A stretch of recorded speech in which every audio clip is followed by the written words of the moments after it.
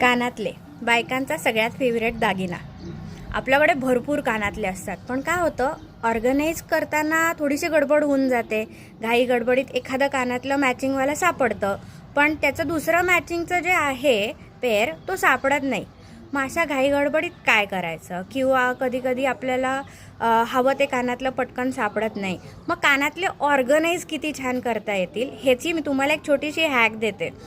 तर आमच्या घरी एक असा डबा होता ज्याच्यामध्ये आम्ही मेडिसिन ठेवलं होतं. ते नाही का असं छोटे छोटे कप्पे असतात, त्याच्यावरती मंडे ट्यूजडे वेनसडे लिहिलेलं असतं. सो तो डबा घेतला मी आणि त्या डब्याच्या छोट्या छोट्या कप्प्यांमध्ये मी कानातले ऑर्गनाईज केलेत. हा माझा कानातल्यांचा डबा आहे.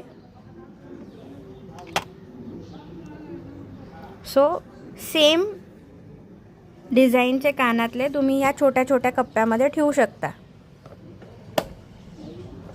नॉर्मली दुकानांमध्ये हा डबा मिळतो आणि खूप स्वस्त असतो, 20-30 रुपयालाच असतो आणि त्याचं मंडे ट्यूजडे वेनसडे असं लिहिलेलं असतं.